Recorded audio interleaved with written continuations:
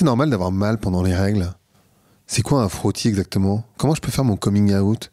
Comment je fais si la capote elle craque? C'est quoi la différence entre mon sexe et mon genre? C'est quoi exactement le consentement?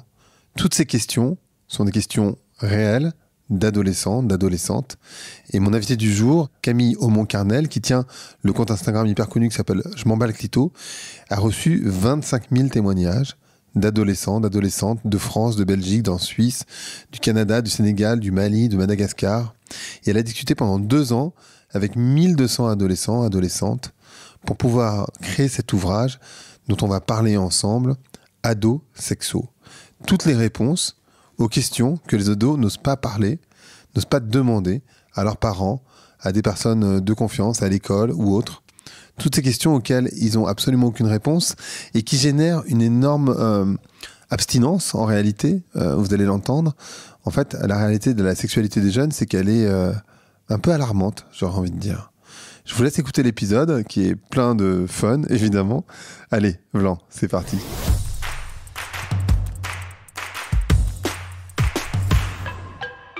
Bonjour Camille. Bonjour Greg. Ça fait longtemps. N'est-ce pas? On va parler de sexe, ça fait longtemps. On va parler longtemps. de cul, absolument, ça fait longtemps. Mais c'est toujours un sujet agréable, ça fait du bien. Alors, on va parler de cul, mais on va parler surtout des ados. Oui. Enfin, des culs. En fait, on va parler de l'intersection du cul et des ados. C'est ça qui va être intéressant. Pourquoi tu as décidé de faire un livre sur ce sujet spécifiquement? Ça a été une commande qui venait des ados eux-mêmes, de ma communauté, qui m'ont demandé pendant à peu près 2 ans d'écrire un livre à ce sujet-là. Et c'était surtout un constat que j'avais où je me disais comment c'est possible que depuis que j'ai créé cette plateforme et j'ai créé ce média, j'ai tous les jours des dizaines, voire même des centaines d'ados qui me posent toujours les mêmes questions. Et c'était toujours les mêmes questions, ça n'évoluait pas en fonction des années. Et à un moment donné, je me suis dit, est-ce que ça serait pas intéressant de cumuler et de rassembler toutes ces questions-là et d'enfin y répondre avec un ton qui est le mien, c'est-à-dire pas un ton médical, avec un ton qui est le mien, c'est-à-dire plus un ton de grande sœur, et les éloigner un petit peu de ce que moi j'appelle le mythe de la blouse blanche, qui sont tous ces professionnels de la santé sexuelle qui sont absolument nécessaires, mais qui leur font très peur. Donc c'est vraiment les ados qui m'ont dit, mais tu veux pas écrire un livre s'il te plaît, un peu genre Dico défi mais pas sexiste et guide du sexuel mais genre avec nos codes. Ouais, ok, d'accord, j'ai compris. Et Ados sexo est né de là. Et surtout, toi, tu cibles les 14-18. Donc pas... Parce que Zizi sexuel, c'est pour les plus jeunes, non? C'est les plus jeunes, c'est 8-12 ans. Et Dico défi, je crois que c'est 12-16. Ouais. À peu près. Dico défi, je connais pas. Moi, Dico défi, c'est très compliqué. Ça reste un livre qui t'explique comment est-ce qu'il faut te raser, comment est-ce qu'il faut séduire, pourquoi est-ce qu'il faut avoir une pochette pour cacher ses tampons et ses serviettes pour aller aux toilettes. Ouais, on est vraiment sur une culture de l'empowerment à l'ancienne. Ça reste un livre qui c'est un best-seller tous les ans. Dico défi, il est réédité absolument tous les ans. Et donc, je vois bien que moi, la génération que je touche, qui est vraiment la génération MeToo, donc tu vois, ceux qui sont nés en 2010, à peu près. Ouais. C'est bizarre, ça me rajeunit pas, mais... Ils sont nés en 2010.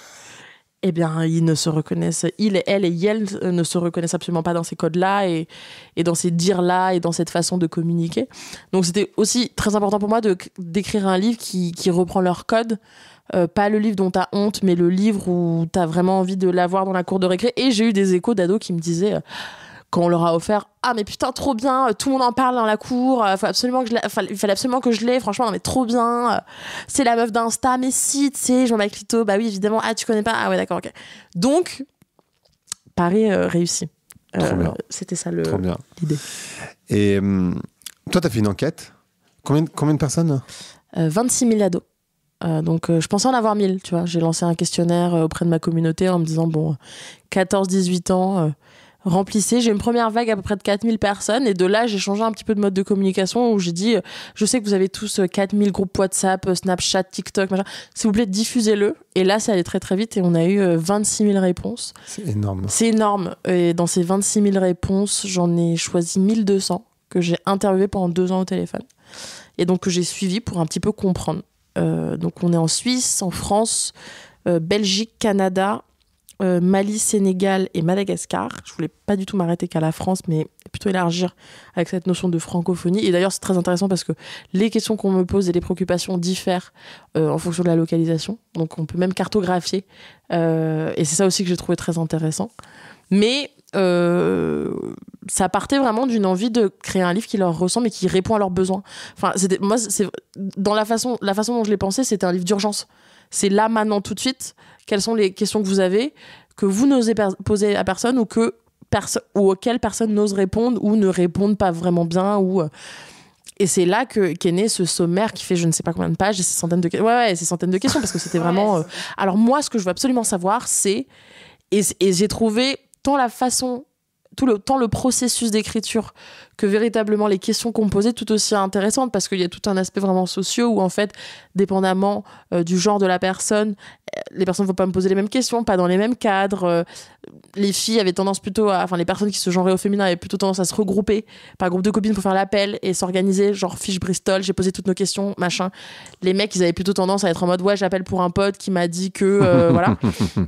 Mais c'est ça aussi que j'ai trouvé très intéressant, c'est comment est-ce que je faisais un peu un livre sur mesure et qui était complètement participatif, communautaire, et ça j'avais aucun problème avec ça. Et c'est 50-50 garçon-fille ou... À peu près, ouais. Enfin, garçon-fille, je sais que voilà, mais... Oui, oui, bien sûr. Personne qui se genre au féminin, personne qui se genre au masculin, à peu près, ouais. Un tout petit peu moins, parce qu'il y a aussi il y a pas mal de personnes non-binaires. Mais sinon, oui, j'ai essayé d'être assez quand même... équilibré et égalitaire pour une question tout simplement de réalité et de récit et parce que je partais quand même du principe que moi-même étant une femme fallait pas que j'ai quelque chose de trop biaisé, fallait quand même que je puisse ouais, bien sûr. Tu vois, c'est pas un duo de un mec et une meuf qui ont écrit un bouquin pour ados, ça reste moi qui l'ai écrit. Et alors, il y a plusieurs trucs qui sont choquants dans l'étude au début. Je te disais, c'est quand tu demandes est-ce que vous souffrez de précarité, la première réponse, c'est relationnel. C'est-à-dire qu'en fait, il y a une solitude hyper forte chez les jeunes.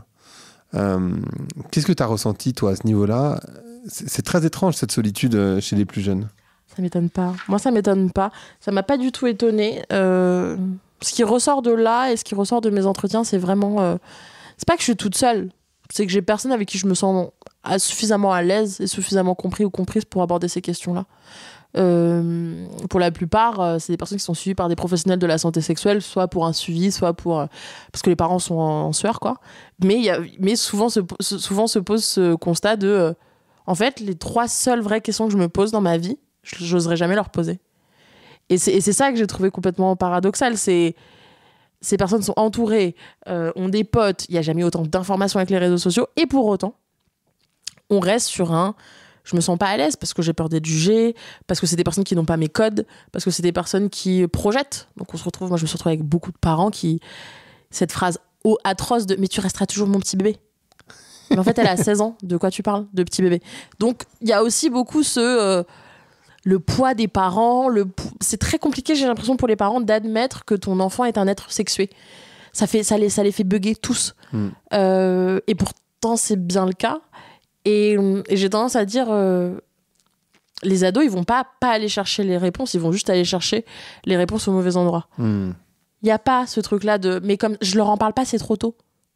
Ah d'accord, du coup, pourquoi on nous parle de la guerre Enfin, pardon, mais ce truc qui consiste à dire on va pas leur parler de sexualité, ils sont pas censés en faire. Du coup, on enlève tous les cours d'histoire. Du coup, moi, ce que j'ai lu comme étude, j'en ai lu pas mal sur le sujet, entre autres, c'est qu'à 12 ans, globalement, 100% des ados ont vu un porno. Alors, moyenne d'âge du visionnage du premier porno en France, 9 ans. Moyenne d'âge du premier. Et à 12 ans, un ado sur 3 a déjà regardé ou regarde régulièrement du porno. Et moi, quand j'ai posé la question, il me semble que la 2e ou 3e raison pour laquelle les ados regardent du porno, c'est pour apprendre. C'est une plateforme éducative. Et c'est là où ça commence à te faire peur. Mais cela dit, on a aussi, nous-mêmes, on n'a pas le même âge tous les deux, mais été éduqués au porno. C'est quoi, tu parlais des 3 grandes questions, c'est quoi les questions qui reviennent le plus Alors, oui. Parce que forcément, c'est oui. là où nous on a des parents qui nous écoutent aussi, tu vois. Alors, j'ai plutôt parlé par thématique. Ouais. On va plutôt parler thématique. Le sujet de la performance sexuelle revient beaucoup. Ouais. Ça reste un âge où tu te penses à travers aussi tes actes sexuels ou justement ta non-activité sexuelle. Donc la performance sexuelle qui est intrinsèquement et 100% née de l'industrie du porno. Ouais. Et la surexposition à ces images-là. Et pour qui les filles sont, et pour les garçons, j'imagine. Pour les filles, pour les garçons, pour les personnes, pour absolument tout le monde. Qui sont, rappelons-le, à cet âge-là, c'est de la violence. Voir des scènes pornographiques, c'est comme regarder des scènes de violence. Donc la performance sexuelle, est-ce que je dois durer autant de temps? Moi, j'arrive pas à durer 45 minutes. Moi, mon pénis, il est pas comme ci. Moi, ma vulve, elle est moche. Il y a personne qui osera jamais me toucher. Et puis moi, les odeurs. Et puis moi, ceci. Donc il y a vachement de choses de comment je fais pour être un bon coup. Il commence un petit peu à comprendre que la notion de bon coup n'existe pas, que c'est hyper subjectif, que ta pote peut trouver un mec en disant ouais c'est un bon coup et que toi derrière pas du tout, parce qu'en fait ça dépend de chaque personne. Oui. Puis surtout c'est une alchimie quoi. Et c'est une alchimie, et puis il y a tout un tas d'autres choses que la taille du pénis et la tronche de tes lèvres. Enfin ça va au-delà de ça. Ça va surtout au-delà de ça. Exactement. Donc la performance sexuelle, tout ce qui touche à la notion de consentement. Ok. Avec cette question qui moi m'a vraiment mis KO, qui est oui mais en fait si je comprends bien parfois les filles elles se sentent obligées ou en fait elles sont pas à l'aise, enfin il y a plein de choses qui font qu'elles ne disent pas non clairement, donc en fait comment je sais que quand elle dit oui ou qu'on rentre dans le rapport elle est vraiment consentante? Ça c'est plutôt les garçons du coup. Ça c'est plutôt les garçons. Et les filles se posent la question aussi dans l'autre sens ou non, moins. C'est marrant, mais beaucoup moins. Les mecs sont vraiment dans un truc de j'ai pas envie d'être un violeur en fait.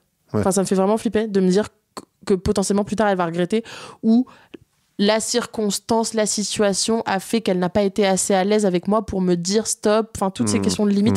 Donc le consentement revient beaucoup, et mais en fait je vais pas demander à chaque fait et geste si je peux l'embrasser, lui enlever sa culotte, lui toucher le zizi, enfin ça va, ce truc de casseur d'ambiance et casseuse d'ambiance, ça le fait paniquer en mode on m'a dit que ça devait être hyper fluide et naturel, alors là d'un seul coup. Et enfin je dirais que quand même la question de l'amour, hein. La question de l'amour, la question des douleurs. Donc en fait, les peines de cœur, la douleur même pendant le sexe. Est-ce que c'est normal d'avoir mal? Comment je fais si justement moi mon kiff c'est les rapports sexuels où ça fait mal? Vaginisme, moi ça n'arrive pas à rentrer. Utérus rétroversé, introversé. Enfin en fait toutes les questions autour des douleurs de cœur, de cul, de touch, de pénis rentrent aussi vachement dans le top 3. Intéressant.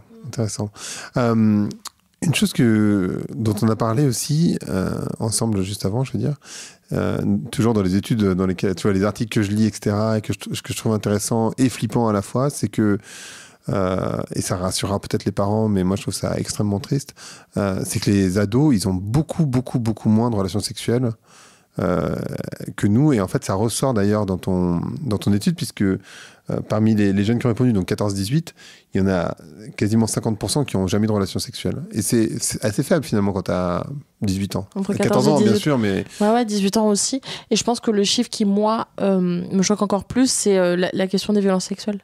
Et la question, c'est est-ce que as-tu déjà été victime de violences sexuelles? Il y a 50% qui disent non. Il y a... Ensuite... J'ai plus le chiffre, mais c'est 20% qui disent je sais pas. Voilà, et 20% qui disent oui. Donc, ouais, c'est ça. Donc 20 et 20. Donc les 20% qui disent oui, plus les 20% qui disent je sais pas ça veut dire oui, mais je veux pas qu'on dise que je suis une victime.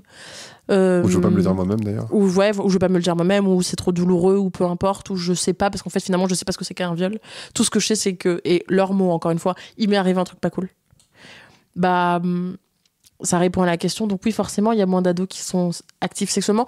Mais encore une fois, et j'en parlais quand le journal Le Monde avait sorti son enquête à laquelle j'avais participé, où je disais que finalement, cette forme d'abstinence et cette volonté de ne pas avoir de rapport sexuel, c'est la réaction physique au mouvement MeToo, c'est la réaction intime au mouvement MeToo. On l'avait pas encore eu. On a eu des pseudo, Inch'Allah, initiatives politiques. On a eu beaucoup d'initiatives militantes. Donc beaucoup plus, je dirais, sociales, philosophiques. Mais en fait, les réactions physiques au mouvement MeToo, c'est ça. C'est tous ces jeunes qui disent mais en fait, je sais pas, genre j'ai toutes mes copines qui ont déjà été violées. Donc en fait, la seule chose que je peux garantir aujourd'hui, c'est que la seule façon de pas être violée, c'est de pas avoir de relations sexuelles. Et les jeunes sont là-dedans. C'est une forme de protection. En fait, si au cours de ma vie, il va forcément falloir que je passe par un moment où il va m'arriver ce fameux truc pas cool, bah j'en veux pas, ça me fait peur. Je préfère me faire l'amour, me baiser, me découvrir, bien plus que de le partager avec quelqu'un d'autre ou quelqu'une autre. Parce que finalement, la seule personne à qui vraiment je fais confiance, c'est moi. Et c'est tragique comme constat. Mais on dit c'est une femme c'est quoi les chiffres? Non, ils disent c'est 20% des femmes. concernant les violences sexuelles, les viols, je sais plus. Alors, j'ai pas le chiffre en 2 tête, femmes sur 10, il me semble. Hmm. Pas du tout, c'est 9 femmes sur 10. Ah bah bien sûr. Quand Faut tu arrêter. parles avec des femmes, Mais oui, en fait, elles te disent toutes, il y a un moment donné, il y a eu une violence sexuelle. Mais oui, bien sûr. Ou un rapport non désiré, quoi. complètement. Donc non, donc finalement, quand les ados commencent à comprendre que c'est comme ça que ça se passe, et que ça arrive à tout le monde, bah tu dis, bah flemme en fait. Enfin, d'avance, on connaît les chiffres. Bah non, du coup, Bah oui. ça m'intéresse pas. Et en plus de ça, je trouve que la distinction qui a toujours existé, mais qui a été théorisée, et du moins vulgarisée il y a pas récemment, de la différence entre l'orientation sexuelle et l'orientation romantique, finalement, fait beaucoup de bien. Parce que le fait de comprendre que tu peux être attiré par un certain genre romantiquement et attiré par un autre genre sexuellement, ça fait vachement de bien. Donc déjà, ça éloigne ce truc, ça différencie ce truc de ah mais moi je dois forcément être amoureuse pour ken avec quelqu'un ou je veux absolument être dans une relation. Non, il y a les deux choses. Ça remet au centre un certain intérêt pour les relations platoniques et en plus et toutes les personnes qui sont asexuelles trouvent enfin une place aussi dans l'intimité. Et finalement, ça met la sexualité comme une activité comme une autre. Enfin, c'est pas the thing. Enfin, si toi ton truc c'est la poterie, lire des livres et faire des mangas, très sincèrement, c'est tout aussi hype que la sexualité. Et je trouve que ça, finalement, c'est pas mal. Mais donc, ça rejoint aussi ce chiffre-là des jeunes qui font moins l'amour parce qu'en fait, espace de non-sécurité, espace de domination, espace où il y a des enjeux de pouvoir, espace où je suis pas safe. C'est ouf. Et tu sais, j'ai lu un philosophe... attention, je te sors de la culture confiture. Attention la ref. Un philosophe sud-coréen qui disait, en fait, ce qui enlève le sexe finalement, c'est pas comment on appelle ça, les interdictions, c'est le trop de sexe. Et en fait, le porno, c'est le trop de sexe. Ouais. Et du coup, le trop de sexe fait que ça t'inhibe complètement. Tandis que quand il y a des restrictions, bah, finalement, tu braves l'interdit, etc. Et en fait, le trop de sexe fait que... c'est quoi Et je dirais même le faux sexe, parce que finalement, le porno, ouais, bien sûr. c'est pas, les gens ken pas, personne ken comme ça. Et moi, c'est aussi un truc que j'essaie de faire comprendre. Bah pourquoi, moi, comme ça, au plafond, en mode rôti, c'est ma cam, en fait. Ok, moi, j'attache mes copines là, tu no vois. problem. Là, au niveau du ventilateur en plastique, là, voilà, c'est pas mal, ça. Ouais, j'ai des cordes dans un... Oh my god. Non, mais ouais, c'est du trop sexe et c'est du faux sexe, surtout. Et j'essaie de faire comprendre ça aux ados. Et en fait, il faut vulgariser, il faut tout le temps donner des exemples. Et d'un seul coup, ils comprennent un peu plus. Et je leur ai dit, mais c'est des acteurs porno dans des films porno. Ce ne sont pas des citoyens et citoyennes porno dans des documentaires porno qui viennent témoigner. Donc, c'est-à-dire que ces mêmes personnes-là, chez elles, ont une sexualité normale. ont une sexualité qui n'est pas celle-ci. C'est ça. Ah, ok, d'accord. En fait, c'est une performance. Une performance, c'est un métier, c'est un jeu d'acteur. Comme quand, en fait, Batman, tu te dis pas, tu vois, tu te dis pas, ah ouais, bah non, tu comprends que c'est de la fiction, que c'est pas la réalité. Bah là, c'est exactement la même chose. Araignée. Je suis désolé de vous. I break it down. Je suis désolé. Ouais, voilà. Bah ouais, non, ça existe pas ça mais dans oui, la vraie vie. c'est vrai que... Mais c'est intéressant parce que, comme c'est souvent les premières images que ces personnes-là ont d'une sexualité qui n'est pas encore active chez eux, chez elles et chez eux, ça biaise complètement tout. Il n'y a pas cette capacité à prendre de la distance et de se dire, en fait, t'es tellement en soif de connaissance, de comprendre, t'as peur d'être conne pendant l'acte, t'as pas envie qu'on te juge, t'as pas envie qu'on parle sur toi, t'as toutes ces questions-là qui rentrent, qui fait qu'en fait, tu veux te rassurer et tu veux être au courant de tout ce qui se passe. Et finalement, je peux comprendre, mais ce n'est pas la réalité. Et c'est pas ce qui va vous faire le plus de bien, en fait. Non. Et d'autant que le porno, ça c'est... Enfin, je sais pas, j'ai l'impression, mais peut-être que je me trompe, que ça c'est... Alors, le digital, évidemment, ça s'est répandu, mais en plus, ça s'est surperformé. C'est-à-dire que maintenant, t'as de la double pénétration en permanence, double vaginale, double anal, double machin. Et du coup, c'est... Enfin, forcément, ça fait peur. Enfin, déjà, faut se retrouver dans ce genre de situation. En fait, tu vois, moi, Mais déjà, faut en avoir envie. Et puis excusez-moi, je tiens à mon anus, quoi. Y a pas de sujet. Je flemme. Mais... Et tu vois, et forcément, tu te dis, attends, est-ce que c'est ça que je dois faire ? Et du coup, t'es là, tu vois, waouh, c'est... Et c'est ça, et tu l'as très bien dit, et ça, c'est souvent sorti de la bouche des ados, c'est qu'est-ce que je dois faire pour ? Est-ce qu'il faut que je...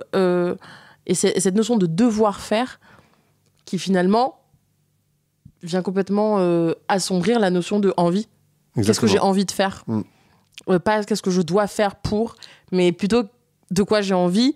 Et puis, cette mécanique qui consiste à écouter ses désirs. Mais alors ça, c'est ado comme pas ado. Les adultes plus âgés, moi je le Bien vois, ne sûr. savent toujours pas le faire. Hein.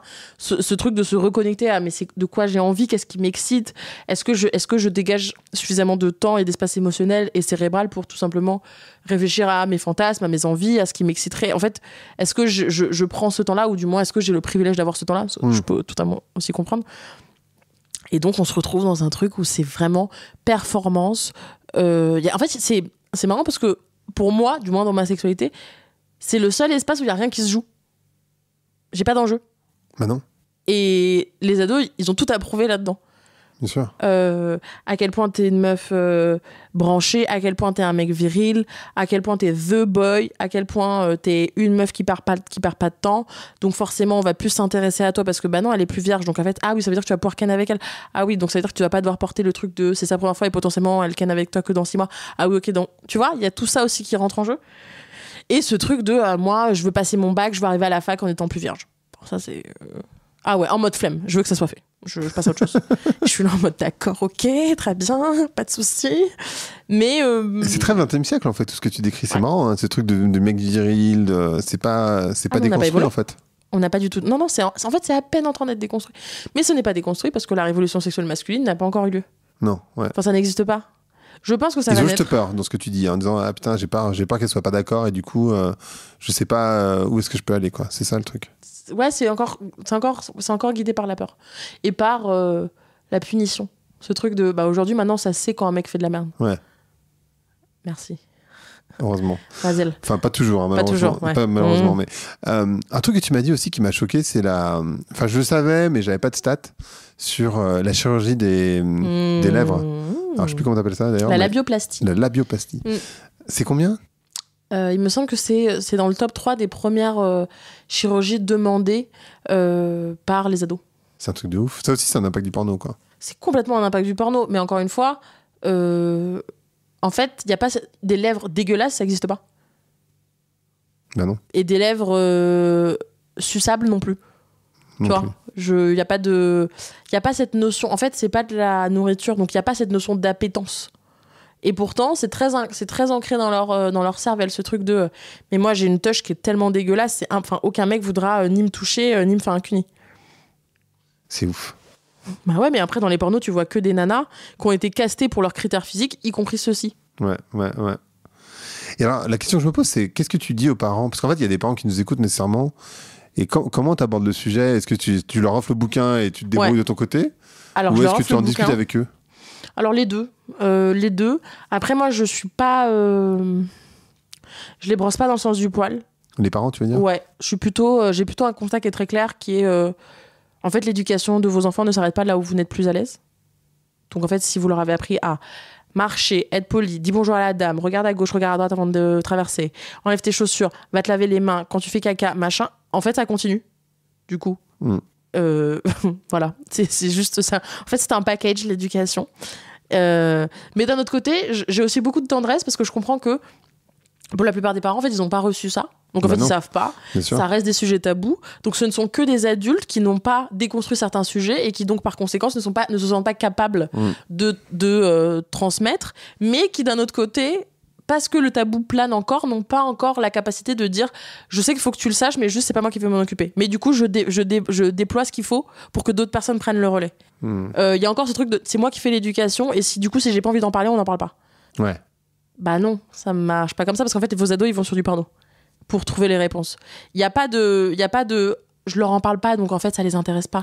Si j'en parle pas, ça n'existe pas. Oui, voilà, tu es trop mignonne. Vraiment, tu es trop mignonne. Donc, et j'ai un passage pour les parents où je dis passe-moi tes darons. Et je leur dis concentrez-vous quoi. Concentrez-vous parce que encore une fois, je ne dis pas que c'est à vous de le faire. Donc l'argument qui consiste à dire je suis pas à l'aise, que j'entends complètement, ne marche pas. Par contre, c'est à vous de trouver les ressources, qu'elles soient littéraires, cinématographiques, des podcasts, des comptes Instagram, même des personnes, des groupes de parole, pour que vos enfants puissent avoir accès à ces informations. Parce qu'en fait, leur en privé, c'est cruel. Bah, c'est cruel et on le voit. C'est-à-dire qu'en fait, aujourd'hui, ils ont peur, en fait. Ils ont peur et puis ils captent R. Enfin, quand je vois des filles qui confondent encore vulve et vagin, tu vois, ou qui pensent que l'urètre, donc le trou par lequel on fait pipi, c'est le même que le vagin. Enfin, on est sur des trucs. Qui ça, je crois. Je sais pas pour les mais, filles, mais même des meufs.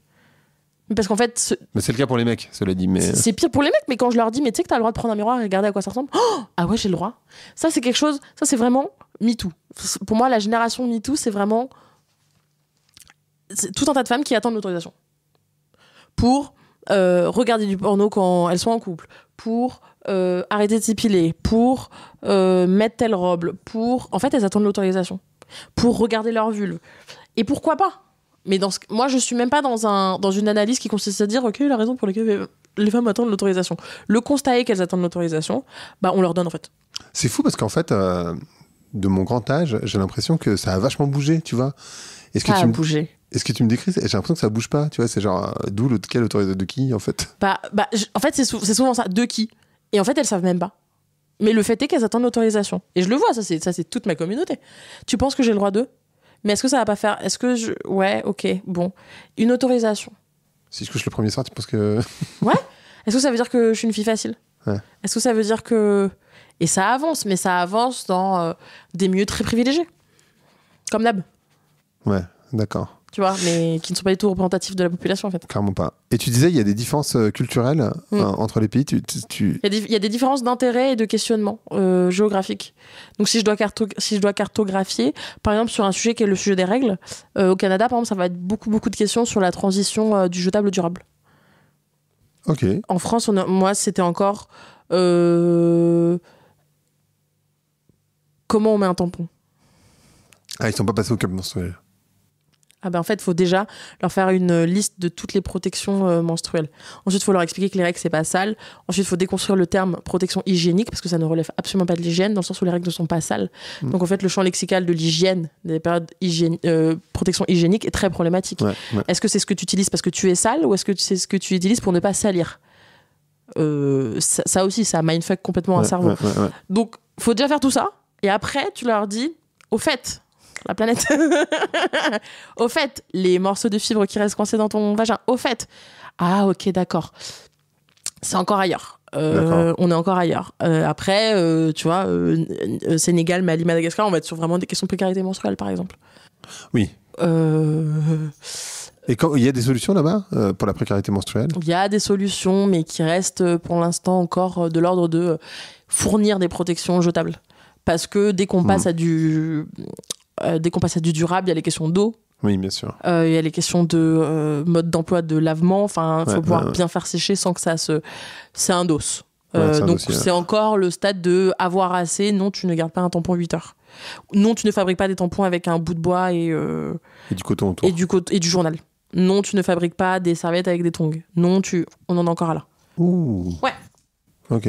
Donc, tu vois, ne serait-ce que ce sujet-là, des règles, est abordé de différentes façons.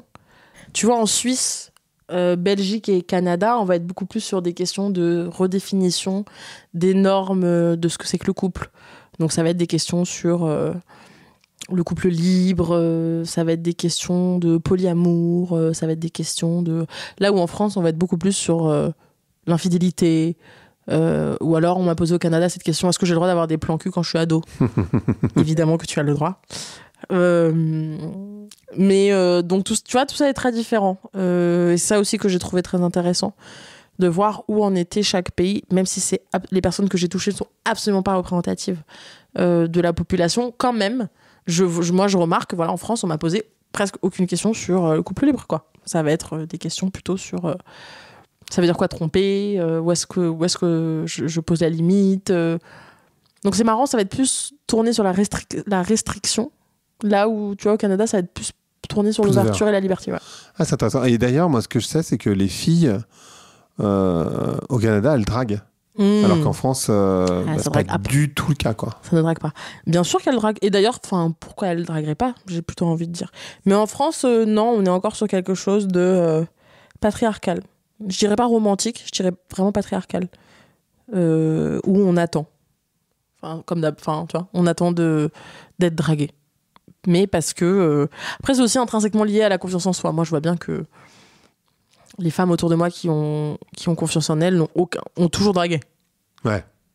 Mais moi, j'ai vu ce truc c'est un peu fucked up, mais de copines, et elles m'en ont parlé, donc elles en ont conscience en plus, t'as envie de te faire draguer, et le moment où tu te fais draguer, tu fais, ah bah non. Tu vois, le mec, tu le rejettes, tu vois. Qu'est-ce que tu vas faire? Bah, je vais l'ignorer. Attends. Qu'est-ce que tu crois? Ouais, tu vois oui. Ouais, c'est juste pour se faire mousser, quoi. Tu vois, non, elles en ont envie en plus.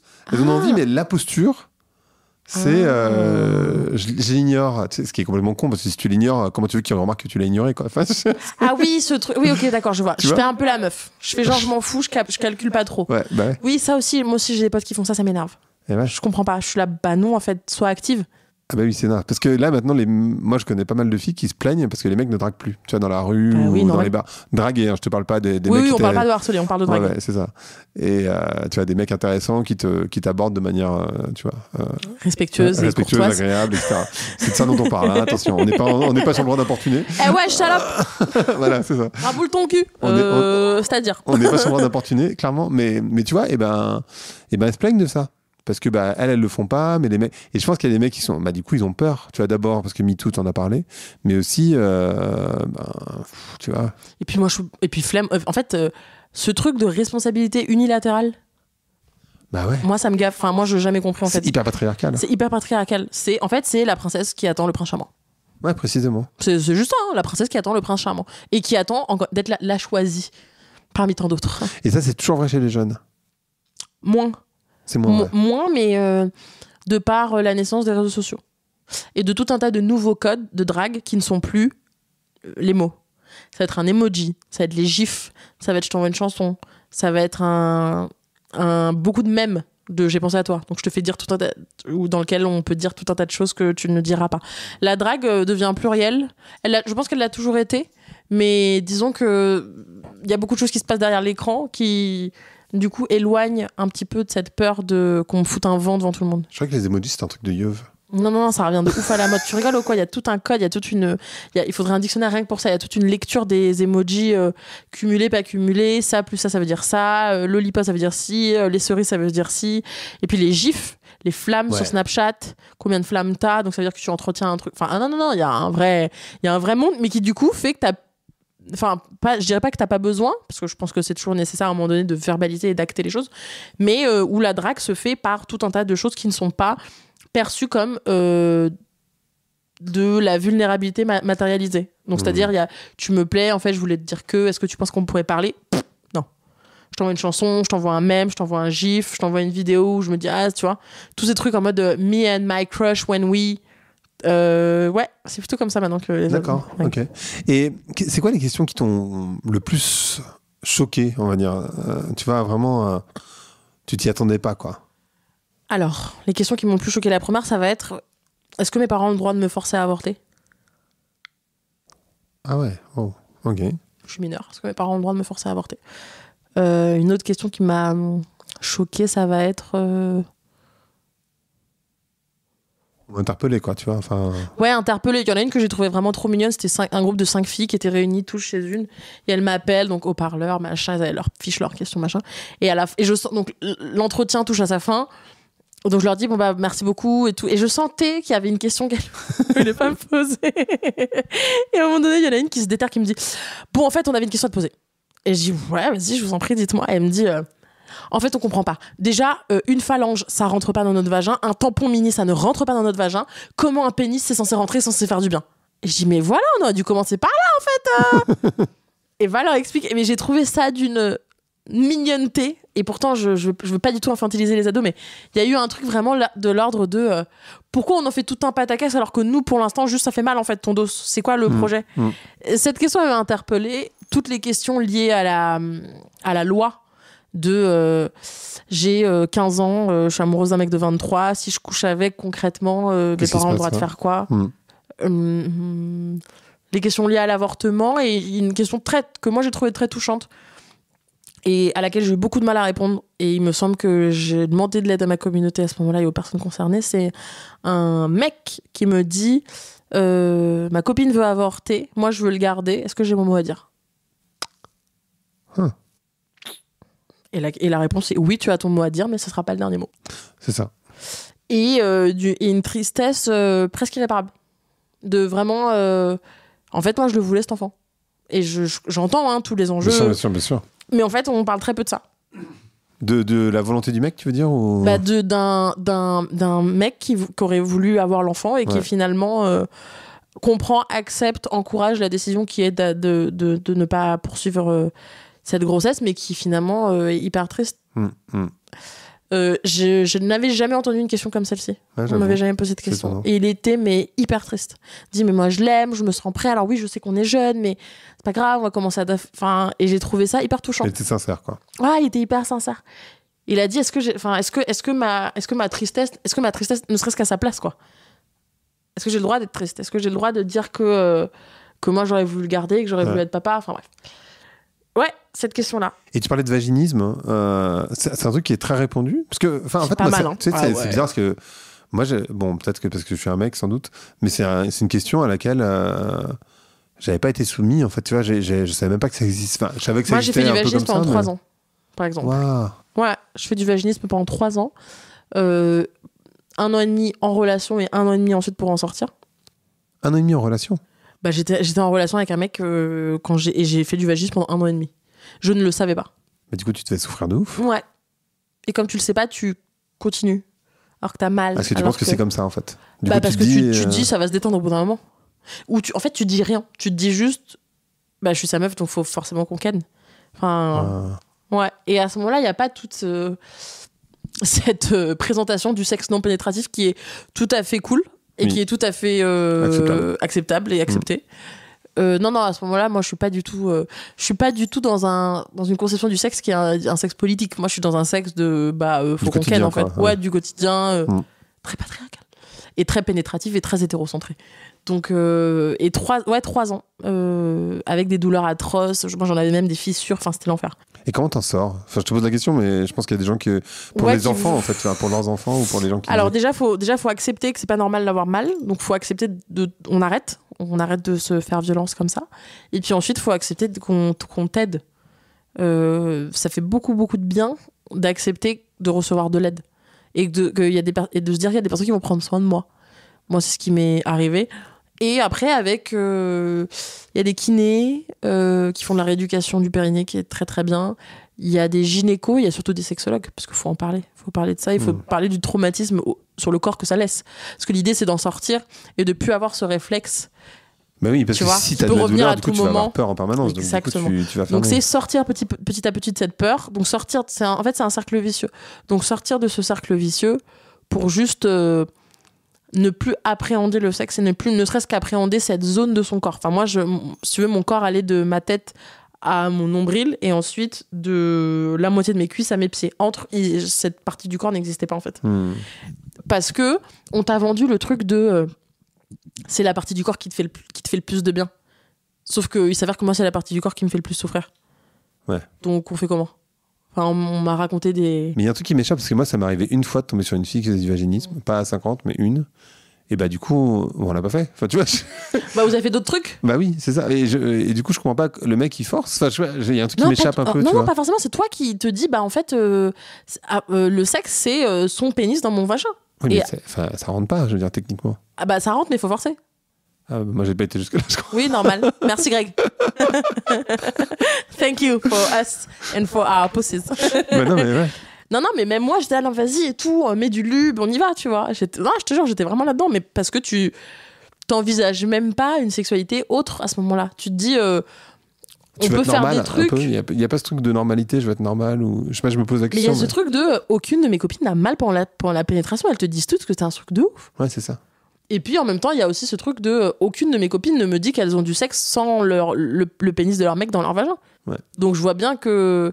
Et puis finalement, t'en as aussi envie de. Enfin, tu vois, t'as pas envie que de. Et puis comme tu conçois le sexe un peu comme à ce moment-là, les prélis existent encore, alors que en soi, ça n'existe pas. Enfin, ce que tu fais avant, ce que tu fais après. Enfin, il n'y a pas de chronologie ni d'étape de la sexualité. Tu peux expliquer ça parce que c'est peut-être pas très clair pour tout le monde. L'expression préliminaire. Préliminaire, ça veut dire, quand tu ouvres un dictionnaire et que tu regardes la définition, préliminaire, ça veut dire l'acte qui précède la situation majeure d'un acte, en gros. Est-ce que c'est très clair? Non, en fait, c'est... Alors, préliminaire, ça veut dire ce qui précède l'acte majeur. Ouais. Donc, en fait, tout ce qui se passe pendant les préliminaires, c'est considéré comme un peu moins bien, un peu moins important que ce qui va se passer après. Donc, dans la façon dont nous, on pratique ça, c'est les bisous, les caresses, la masturbation, le sexe oral, etc., qui, tout ça, dans un seul but, de mener à ce big moment qui est la pénétration. C'est ça. Ok, donc... Et tout donc ça, on jette ça à la poubelle. Donc ça, on jette ça à la poubelle. C'est-à-dire que faire des bisous, c'est du sexe. Doigter quelqu'un, c'est du sexe. Au même titre que la pénétration, c'est du sexe. Il n'y a pas de catégorisation par importance ou par valeur des pratiques sexuelles. Ça n'existe pas. Les pratiques sexuelles perçues comme une pyramide, non plus. Il n'y en a pas qui rapportent plus d'argent que d'autres. Il n'y en a pas qui sont plus importantes, qui ont plus de valeur que d'autres. Et surtout, il n'y en a aucune qui rend valable un rapport. Donc, il y a pas... Et moi, je pensais comme ça. Donc, si on fait ça plus ça, ouais, on a fait des trucs, mais on n'a pas couché ensemble. Si on fait ça plus ça plus ça, ok, là, on peut commencer à dire qu'on a couché ensemble. Et tout ce qu'on a jusque-là mis dans la catégorie préliminaire, pour moi, c'était pas coucher, c'était faire des trucs. Donc, tu vois? Ouais, mais je vois très bien. Mais pour moi aussi. Je te dis, mais moi aussi. Hein. Enfin, ouais, voilà. pour ça, moi, par si, contre, tu vois, s'il n'y a pas de pénétration dans ma tête, je me disais, vous avez couché ensemble? Non, pas vraiment. Non, pas vraiment. En fait, on a fait des trucs, mais on n'a pas couché on ensemble. a fait des trucs, ça m'a Tu vois? Oui, mais j'étais pareil. Mais par contre, plus maintenant. Et par contre, je trouve que ça t'ouvre un champ des possibles dans ta sexualité. Et c'est une source de plaisir beaucoup plus intense que quand j'avais une perception du sexe qui était vraiment hyper codifiée. En fait, c'était un parcours, quoi. Étape 1, étape 2, étape 3, éjaculation, bouteille d'eau, ventilo, douche, ciao. Ventilo. Grenadine, douche, éventail, brumi. Est-ce que, d'ailleurs, tu parles de douche, est-ce que les filles, elles ont bien intégré qu'il fallait faire pipi après? Et moi, je vois plein de filles qui sont pas au courant. Ouais, de ouf. Alors, toute personne qui avait un urètre, une vessie, une vulve, il faut absolument faire pipi après, pour la simple et bonne raison que, en fait, les cystites, ce sont des bactéries qui sont présentes dans votre tube digestif et donc qui, pendant les rapports sexuels, même s'il n'y a pas eu de sexe anal, en fait, c'est des zones qui sont très proches. Donc, en fait, avec les mouvements, les frottements, l'air, ça peut très vite arriver jusqu'au niveau de votre vagin. Et en fait, c'est des bactéries qui ont des formes de petits crochets. Et donc, en fait, qui vont remonter le long de votre vessie pour arriver ensuite jusqu'au rein, etc., etc. Donc, le fait de faire pipi, ça les fait descendre. Faut imaginer des petits bonhommes qui, à chaque fois que vous faites pipi, ça leur met un jet d'eau dans la tronche et du coup, ils tombent un petit peu plus. Non, mais c'est comme ça qu'il faut l'imaginer. Ouais. Et c'est la raison pour laquelle, quand t'as une cystite, on dit bois beaucoup. Parce qu'en fait, ça leur évite de grimper, ça les refaire descendre à chaque fois d'un étage. Donc, ça n'a rien à voir avec les préservatifs, pas préservatifs, on est d'accord? Ah non, ça n'a rien à voir avec les préservatifs. C'est vraiment une question de si jamais il y a des germes, des bactéries, enfin plutôt des bactéries qui sont arrivées jusqu'à ton vagin ou jusqu'à ton urètre, c'est pour les évacuer, tout simplement. D'accord. C'est pour ça. Ça n'a rien à voir avec les capotes, ça n'a rien à voir avec tout ça. Et puis aussi, souvent, t'as envie de faire pipi, quoi. Oui. En tout cas, chez les mecs, c'est comme ça. Mais... Ah ouais, après avoir couché, vous avez envie de faire pipi? Moi, personnellement, oui. Ah ouais? Bah ok. Ouais. Bah moi, je sais que pas forcément, mais je me force. Ah ouais, d'accord. Donc, faut se forcer. Je me force à... Et c'est dur, parce qu'en plus, ton clito, il est hyper sensible, et du coup, tu te poses comme ça sur les shots, et littéralement, tu peux attendre 10 minutes, tu vois. Mais pour un mec, c'est pareil, il faut attendre de descendre un peu. Ah, je sais. Ouais, je sais, vous vous retrouvez à pisser dans des positions un peu cheloues. Bah, tu t'assieds et puis t'attends. En fait. Ouais, t'attends. En fait, on est là comme deux à attendre. Toi aussi, t'attends? Bah ouais. Bah ouais. Mais ça va peut-être faire du bien à des gens de se dire, ah bah ouais, eux aussi t'attendent. T'attends dans la douche, j'attends sur les shots? Ouais, ok, vas-y, on fait ça. Ah bah, c'est toi. Ah oui, c'est ça? Bah oui, t'attends. Bah oui.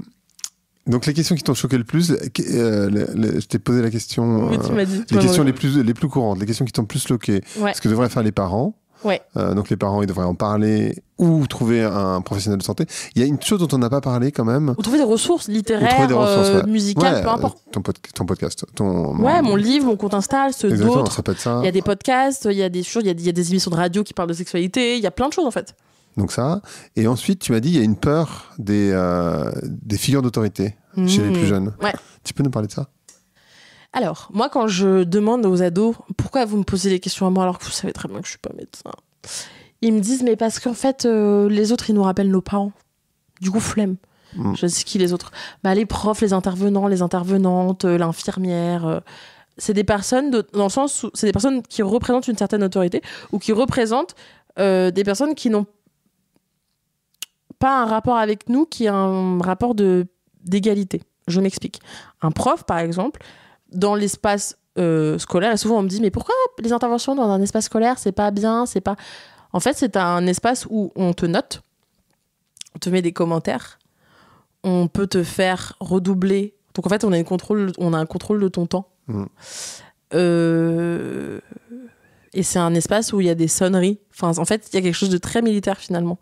Et c'est pas un espace qui prône la diversité. L'école, c'est fait pour rentrer dans une certaine norme. Et après, on leur demande de faire preuve de vulnérabilité et d'ouverture d'esprit par rapport à la sexualité, leur féminité, qui est tout sauf de la norme. Donc ça ne marche pas. Et puis les profs, ça reste... c'est pas tes potes en fait. Enfin, c'est pas tes potes, c'est des personnes. Et moi, ils me disent, je sais pas, ils s'habillent comme nos darons, ils ont les mêmes expressions, ils ont les mêmes téléphones, ils ont les mêmes goodies de sac. Enfin, c'est mes parents quoi. Ouais. L'infirmière elle dit oui, je garde tout pour moi, mais en fait, tu sais très bien que s'il y a un truc qui lui fait tic, elle sera dans l'obligation de le raconter à tes parents. En fait, toute personne qui rappelle leurs parents, flemme, ils en veulent pas. Mais si les parents, en fait, c'est peut-être enfin, dans ce que tu me décris, j'ai l'impression que si les parents se positionnent assez tôt dans la vie de l'enfant sur ces sujets-là, bah du coup, ça devient plus tabou. Peut-être. Hein. Ça devient plus tabou, certes, mais après, j'entends aussi complètement qu'en tant qu'ado, tes parents, c'est pas forcément les personnes à qui tu as envie d'en parler. Moi, mon point, c'est si jamais il t'arrive quelque chose, j'aimerais juste que tes parents, enfin, eux souvent, aimeraient pouvoir se dire qu'ils font partie des gens de confiance. Pas forcément pour en parler directement, mais pour peut-être te trouver d'autres gens. Mais ça reste des personnes que tu identifies comme des personnes de confiance. Et aujourd'hui, les parents, vis-à-vis de tous ces sujets de sexualité, d'intime, de romantisme, d'émotionnel et d'affection, ne sont pas identifiés comme des personnes de confiance. Pas, est-ce que c'est l'interlocuteur ou l'interlocutrice directe, des personnes de confiance. Parce que jugement, parce que peur, parce que projection. Ah, c'est choquant. Enfin, c'est choquant. C'est intéressant, en fait, et tu te dis, pour les parents, c'est peut-être... Parce qu'en fait, il y a aussi ce truc, c'est comment tu démarres la discussion, et en fait, la discussion, je pense qu'il y a plein de parents, quand même, qui ont des... Enfin... Alors moi, il y a plein de parents qui se posent le dimanche et qui scrollent mon compte. Ah ouais? Ouais, de ouf. Excellent. Et qui se disent, en fait, c'est comme s'il y avait une tierce personne en qui mes ados ont confiance, et du coup, ça ouvre le débat. En mode, Camille a dit que... Donc ils en discutent avec eux, après? Ouais.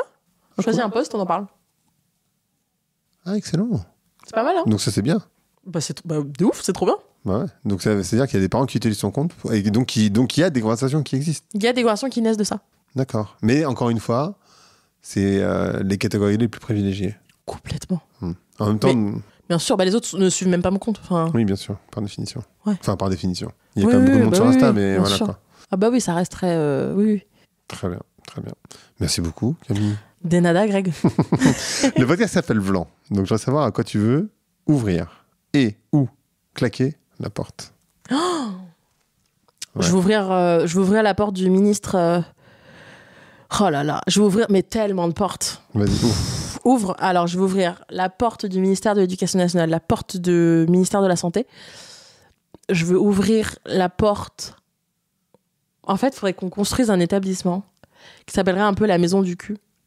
Un peu dans chaque ville ou du moins dans chaque région, qui serait évidemment un projet co-créé avec l'État et avec et les gouvernements, mais qui pourrait en fait accueillir des ados pour qu'en fait d'autres personnes qui, encore une fois, répondent à leur code, leur ton, puissent se charger de parler de sexualité.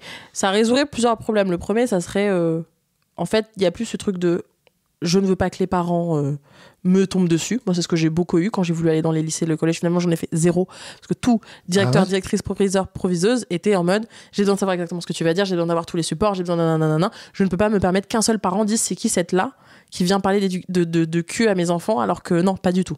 Donc, il faut créer un autre espace. Un peu, et c'est un peu comme des espèces de sorties scolaires. Tu vois, tu signes, t'emmènes ton gamin là-bas. Les profs, ils sont dans un module comment aborder la sexualité en tant que prof ou comment essayer d'incarner une espèce de personne de confiance et en fait nous avec la bonne personne au planning familial, la bonne personne à la maison des femmes, la bonne personne, on s'occupe des ados. Donc j'aimerais bien ouvrir la porte de cette maison et c'est le bon tapis, la bonne food, la bonne enceinte, la bonne playlist, le bon cadre, la bonne ref. Tout est bon pour eux, quoi. Et du coup, ils sont dans un cadre de confiance. Ils sont dans un cadre de confiance. Et l'école n'a pas à se préoccuper de c'est dans notre toit, c'est dans notre établissement. C'est intéressant que tu n'aies jamais réussi à aller dans le lycée. Ou dans en les collèges. fait, c'était soit tu viens avec des gynécos, soit tu viens avec des sexologues, soit tu viens avec des associations qui ont l'autorisation Et puis il y a ce truc de j'ai besoin de savoir exactement ce qui va se passer, ce qui va se dire. Alors que moi, mon point, c'est en fait, on n'en est pas encore à là. Ouais. Faut qu'on soit avant, c'est-à-dire bonjour, on va parler de sexe. Je suis pas encore en train de faire des modules. C'est encore après ça. Ouais. Moi, je suis encore au stade où les ados ont des questions qu'ils n'osent poser à personne. J'aimerais peut-être essayer d'être cette personne. Et tu penses qu'ils arriveraient à les poser en étant en groupe, ensemble? Pas forcément, faut tester. C'est pour ça que la maison, c'est pas mal. Parce que Ouais. tu vas Ouais, le bien jeudi genré, tu retournes 2 semaines après, finalement, c'est des groupes de 2, tu y retournes. C'est ça qui est bien. Ça, t'as un suivi, tu vois. Intéressant. Et c'est eux et elles qui viennent à nous et pas l'inverse. Moi, je crois en une maison hyper. Mais tu vois, et c'est vraiment. C'est pas l'angoisse. Ouais. Souvent, on me dit oui, mais il y a des gymnases, il y a des maisons de je sais pas quoi, il y a des trucs. Mais en fait, personne n'a envie d'y aller. Enfin, c'est l'angoisse. C'est des codes à l'ancienne, quoi. Ouais, c'est pas un truc où t'as envie de traîner. Bah non, clairement. Faut que t'aies l'impression de croiser Angèle, Big Flo et Oli et que le tapis, c'est le même que dans la chambre de Beyoncé. C'est ça. C'est pas. Moi, ça m'a pas l'air compliqué. Et ça ne coûte pas plus cher. Ça ne coûte pas plus cher d'aller faire un truc qu'en seconde main, tu vas chiner des. Ça ne coûte pas plus cher, c'est pas vrai. Donc, l'argument de l'argent, j'y crois pas. C'est pas. C'est autre chose. On n'a pas envie de s'emparer de ce sujet-là. J'entends aussi les raisons. Mais là, moi, je parle de. En fait, on prend en charge le bon fonctionnement et la vie de futurs citoyens et citoyennes de la nation. Moi, c'est ça mon point. Très bien. Très clair. Donc, concentrons-nous, s'il vous plaît. Parfait. Merci beaucoup, Camille. Merci d'avoir écouté Vlan.